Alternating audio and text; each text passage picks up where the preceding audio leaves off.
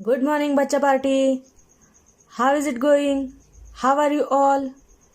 Welcome to our education platform in Mathematical Methods. Mathematical Methods chapter शिकवायला सुरुवात केली मी. आज मी दुसरा व्हिडिओ तयार करतेय.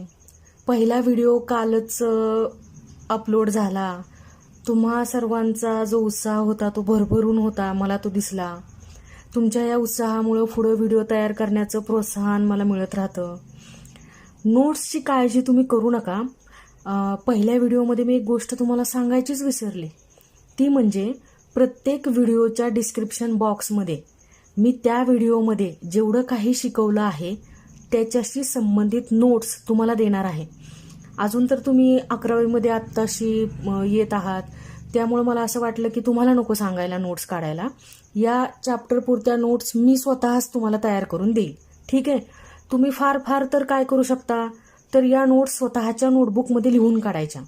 म्हणजे शिकवलेलं तुम्हाला समजतंय आणि ज्यावेळेस ते तुमच्या हाताखालून जाईल त्यावेळेस तो कॉन्सेप्ट क्लिअर व्हायला मदतच होणार आहे. बरोबर आहे का मी बोलतेय ते? ठीक आहे.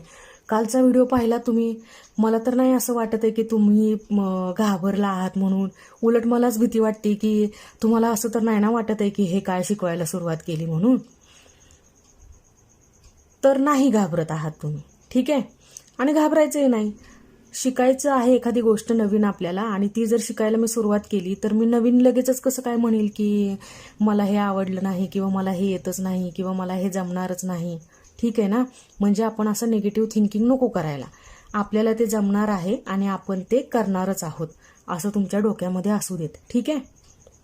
मी सुद्धा फार काही खूप मोठा किंवा फार गहन असा कॉन्सेप्ट तुम्हाला शिकवतेय असं काही नाही. सोपंच आहे.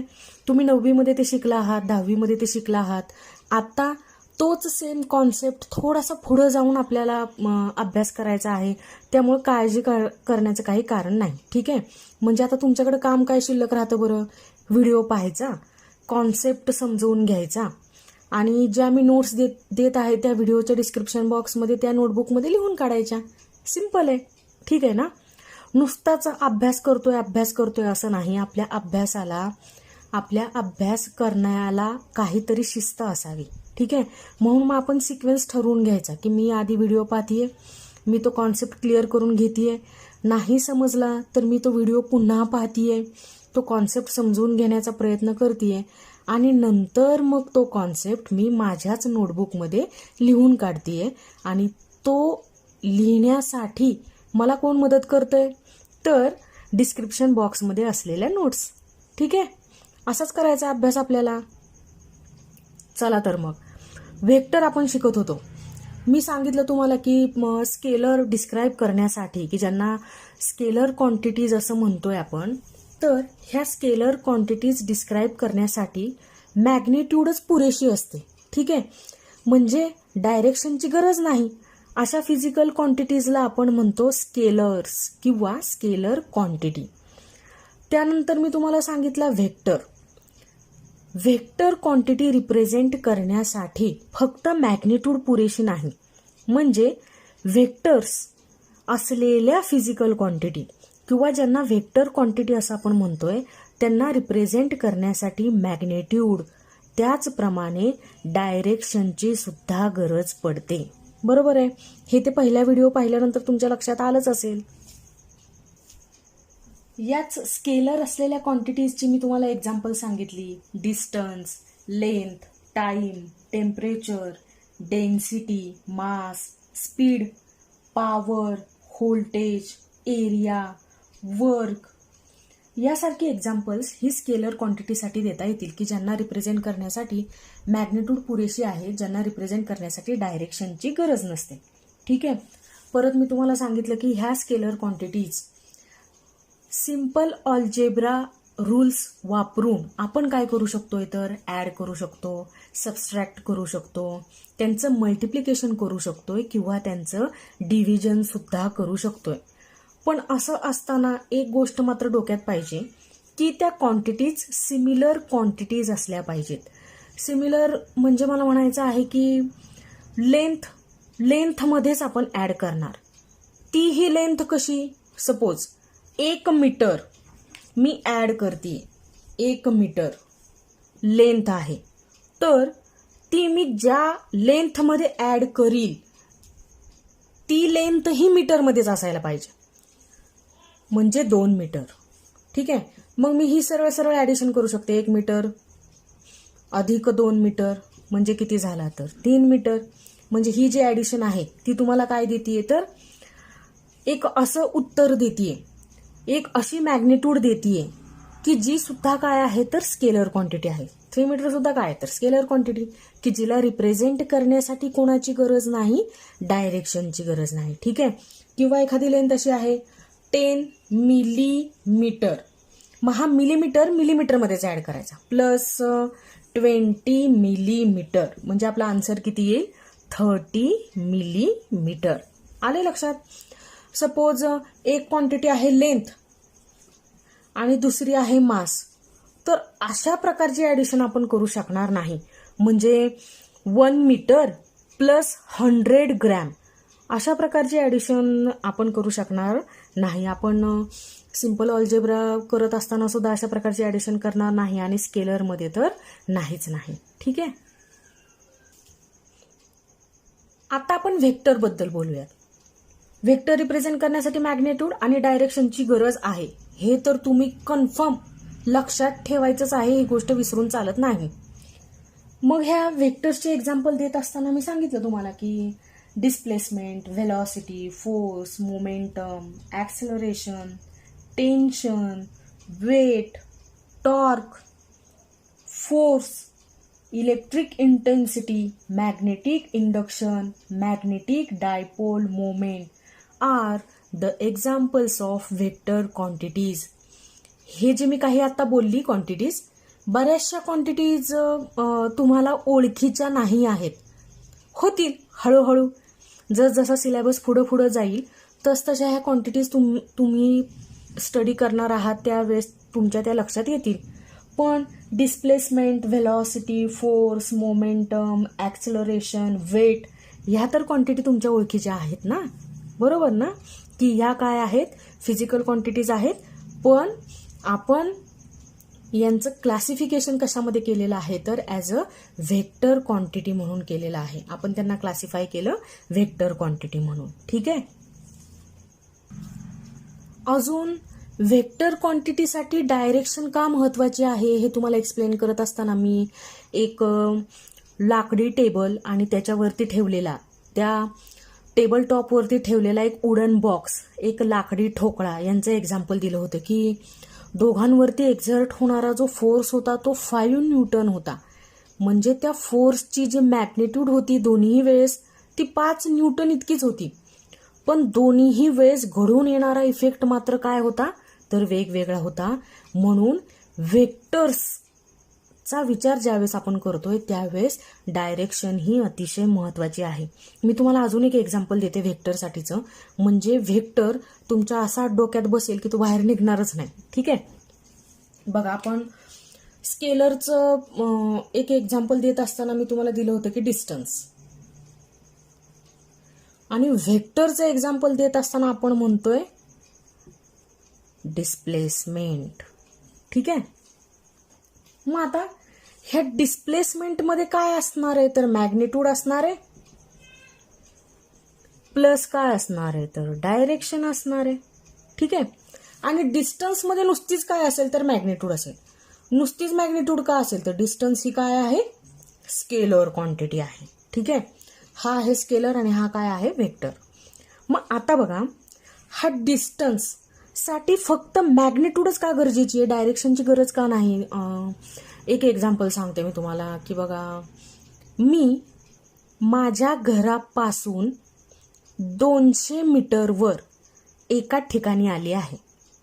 बघा, आपण असं म्हणतोय की मी माझ्या घरातून निघतीये आणि मी किती अंतरावर जाऊन पोहोचलीये तर 200 मीटरवर जाऊन पोहोचलीये. ठीक आहे. मग हे 200 मीटर काय झालं तर हे डिस्टन्स आहे, आपण डी ने रिप्रेझेंट करूया. आणि हा 200 डिजिट जे दिसतोय तुम्हाला, हा 200 जो नंबर दिसतोय तो काय रिप्रेझेंट करतोय तर मॅग्निट्यूड रिप्रेझेंट करतोय. मीटर हे काय आहे तर युनिट आहे. कशाचं युनिट आहे तर डिस्टन्सचं युनिट आहे. डिस्टन्स या फिजिकल क्वांटिटीचं मीटर हे काय आहे तर युनिट आहे. आणि 200 ही काय झाली तर मॅग्निट्यूड.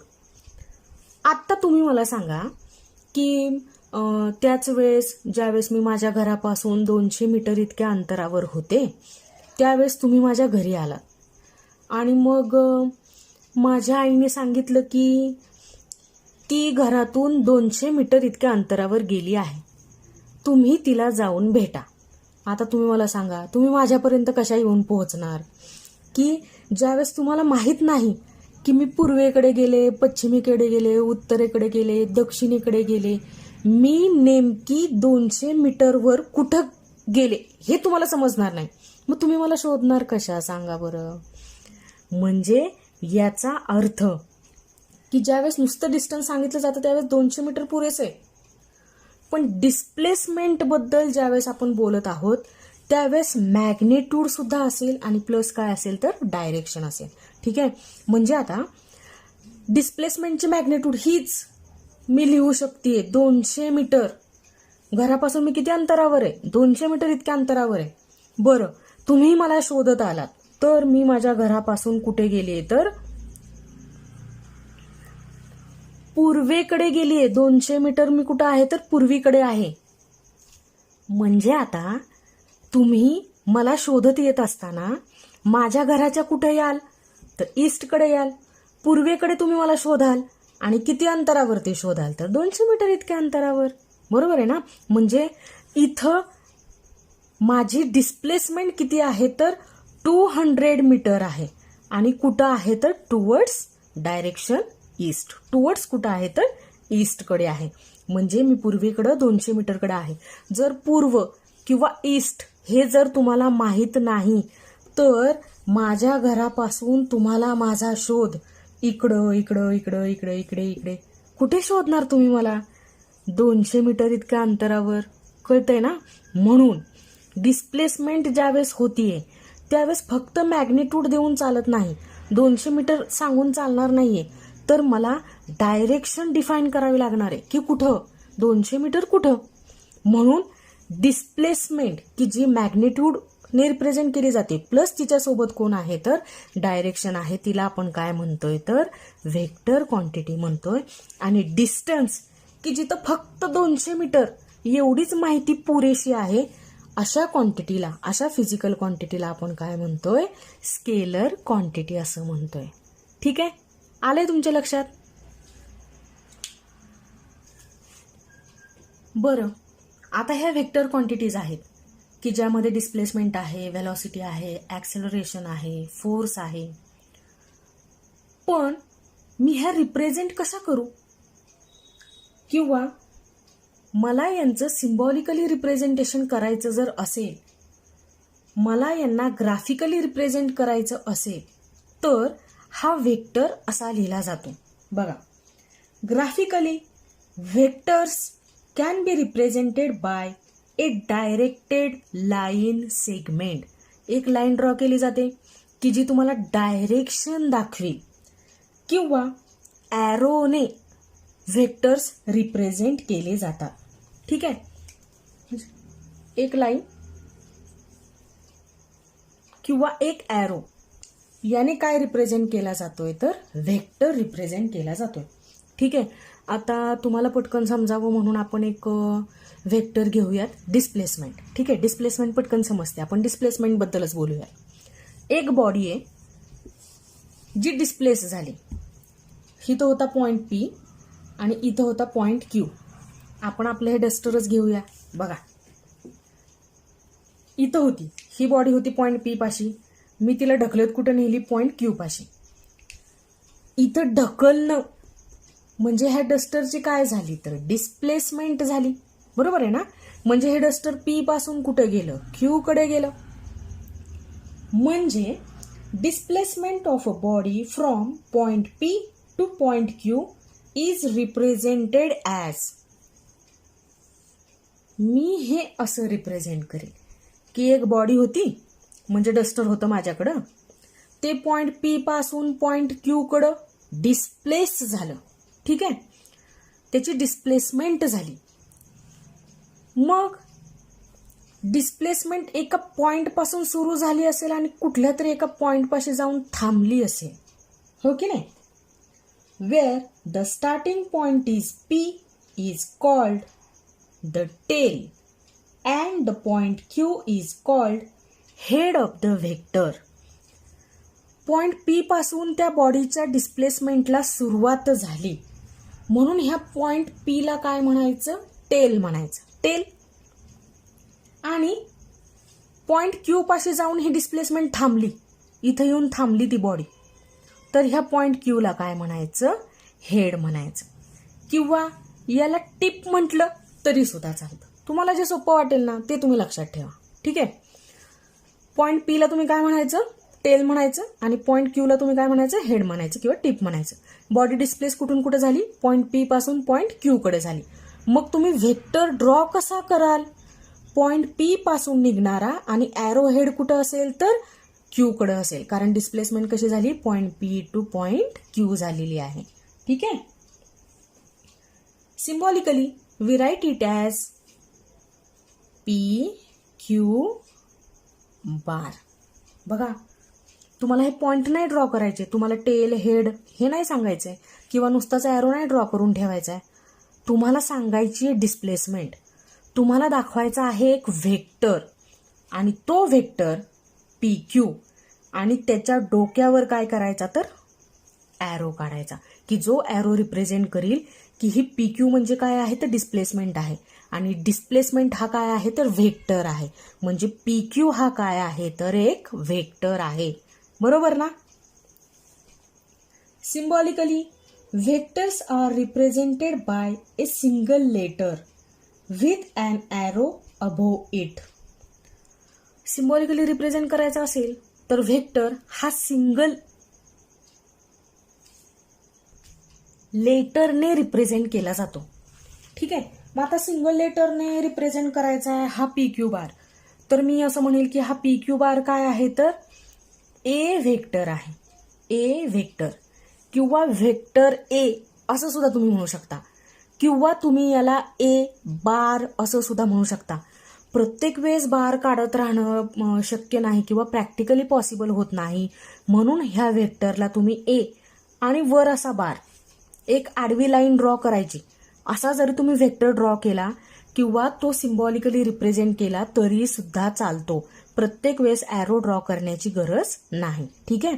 मग बघा, एका सिंगल लेटरने रिप्रेझेंट केला जातो ना. केला. डिस्प्लेसमेंट होती, P पासून बॉडी डिस्प्लेस होत होती, Q पर्यंत ती डिस्प्लेसमेंट झाली म्हणून मी एक व्हेक्टर ड्रॉ केला PQ बार. पण सिम्बॉलिकली रिप्रेझेंट करत असताना सिंगल लेटर वापरायचं आहे म्हणून ती डिस्प्लेसमेंट मी रिप्रेझेंट करू शकते ए बारने, किंवा तुम्ही ती रिप्रेझेंट करा D बारने, किंवा तुम्ही ती रिप्रेझेंट करा B बारने. तुम्ही जे कोणतं लेटर वापरून तो व्हेक्टर रिप्रेझेंट करू शकताय तुमच्या मनाने. ठीक आहे. आता बघा, हा ए बार तर व्हेक्टर झाला. ठीक आहे ना. या व्हेक्टरने किंवा ह्या ए लेटरने काय रिप्रेझेंट केली? तर डिस्प्लेसमेंट रिप्रेझेंट केली. तुम्हाला माहित आहे ती डिस्प्लेसमेंट तुम्ही ए बारने रिप्रेझेंट केली. ए बार हा काय आहे? तर व्हेक्टर आहे.